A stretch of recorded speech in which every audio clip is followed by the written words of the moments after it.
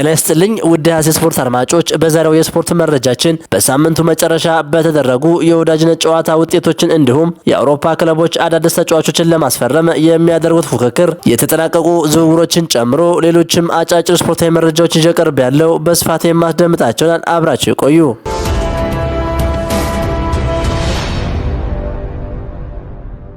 በሳምንቱ መጨረሻ በተደረጉ የወዳጅነት ጨዋታዎች ማንቸስተር ሲቲ ድል ሲያስመዘግብ ቼልሲ አቻ ተለያይቷል። በማሌዥያ ኢስካንዳር ፑትሪ በሚገኘው ሱልጣን ኢብራሂም ላርኪን ስታዲየም በተደረገ የቅድመ ውድድር የወዳጅነት መርሃ ግብር ቼልሲ ከጆሆር ዳሩል ታዚም ጋር ተጫውቶ 3 አቻ በሆነ ውጤት ተለያይቷል። በተመሳሳይ በደቡብ ኮሪያ ሴኡል በሚገኘው ሴኡል ወርልድ ካፕ ስታዲየም በተደረገ ሌላ የቅድመ ውድድር የወዳጅነት መርሃ ግብር ማንቸስተር ሲቲ አትሌቲኮ ማድሪድን 3-1 በሆነ ውጤት አሸንፏል። በአሰልጣኝ ኤንዞ ማሬስካ የሚመራው ማንቸስተር ሲቲ የቅድመ ውድድር ዝግጅቱን አጠናቋል። ማንቸስተር ሲቲ ቀጣይ እሁድ 11 ሰዓት ከአርሰናል ጋር የኮሚኒቲ ሺልድ ዋንጫ ጨዋታውን ያደርጋል። ባለፈው ሳምንት የስናፕ ድራገን ዋንጫን ያነሳው ማንቸስተር ዩናይትድ ከፒኤስጂ ጋር ያደረጉትን የወዳጅነት ጨዋታ 1-1 በሆናቸው ውጤት አጠናቋል። በጨዋታው የማንቸስተር ዩናይትዱ አማካኝ ሜሰን ማውንት ጉዳት አጋጥሞት ወጥቷል። ማንቸስተር ዩናይትድ ረቡዕ ከሊድስ ዩናይትድ ጋር ሌላ የወዳጅነት ጨዋታ የሚያደርግ ይሆናል። ፒኤስጂ በበኩሉ ረቡዕ ምሽት ከአስቶን ቪላ ጋር የአውሮፓ ሱፐር ካፕ ዋንጫን ያደርጋሉ። በሌላ ወሳኝ ጨዋታ የሰሜን ለንደኑ ክለብ አርሰናል ከቦርሻ ዶርትሙንድ ጋር ያደረገውን የኤምሬትስ ካፕ ጨዋታ 3-2 ተሸንፏል። መድፈኞቹ ከ2019 የውድድር ዓመት በኋላ የኤምሬትስ ዋንጫን ማሸነፍ ሳይችሉ ቀርተዋል። አርሰናል ካደረጋቸው 3 የወዳጅነት ጨዋታዎች በሁለቱ ሽንፈት አስተናግዷል። መድፈኞቹ የመጨረሻ የወዳጅነት ጨዋታቸውን ሮብ ከኮሞ ጋር በኤምሬትስ ስታዲየም ያደርጋሉ። አዲሱ የሊቨርፑል አሰልጣኝ አንዶኒ ኢራኦላ በአንፊልድ ስታዲየም ባደረገው የመጀመሪያ ጨዋታ ቡድኑ በሞናኮ ተሸንፏል። ይህ ውጤት ለሊቨርፑል የቅድመ ውድድር ዝግጅቱ ሁለተኛ ተከታታይ ሽንፈት ሲሆን አሰልጣኙ አዲሱን የውድድር ዘመን ከመጀመራቸው በፊት ብዙ የሚሰሩ ስራ እንዳለ አመላካች ሆኗል።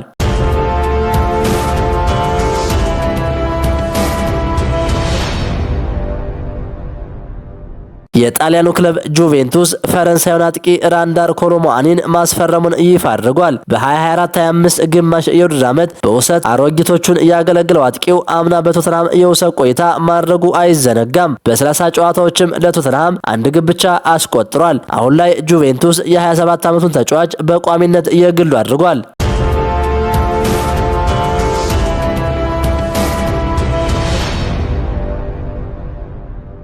የስፔኑ ክለብ ባርሴሎና ሮድሪን ለማስፈረም ያቀረበው የ45 ሚሊዮን ዩሮ የዝውውር ጥያቄ በማንቸስተር ሲቲ ውድቅ ሆኗል። ማንቸስተር ሲቲ ለተጫዋቹ 80 ሚሊዮን ዩሮ ይፈልጋል። ባርሴሎና በበኩሉ ከተጫዋቹ ጋር በግል ጥቅማ ጥቅም ተስማምቶ እንደነበር ይታወቃል። ሮድሪ ስሙ ከሪያል ማድሪድ ጋር በስፋት ቢነሳም አሁን ሌላኛው የስፔን ኃያል ክለብ ባርሴሎና የተጫዋቹ ፈላጊ ሆኖ መጥቷል። በቀጣይ የተሻሻለ ጥያቄ ይዘው እንደሚሄዱም ይጠበቃል። ባርሴሎና በዝውውሩ ከሮድሪ በተጨማሪ የአትሌቲኮ ማድሪድ አጥቂ አልቫሬዝን ለማስፈረም እንቅስቃሴ ላይ መሆኑም ተዘግቧል።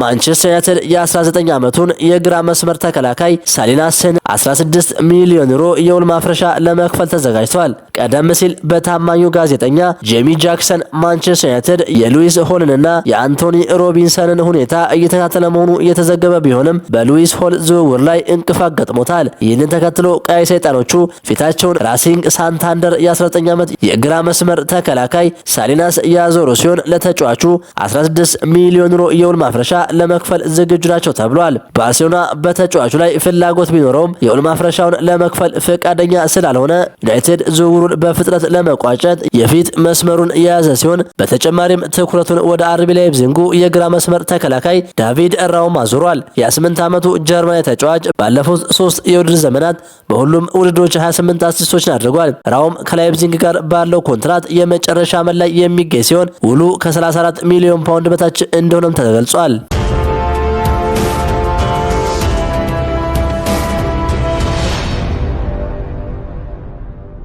ክቡራን የሀሴ ስፖርት አድማጮች ለዛሬ ያዝናቸው የስፖርት መረጃዎቻችን እነዚህ ነበሩ። ቸር ተመኘን።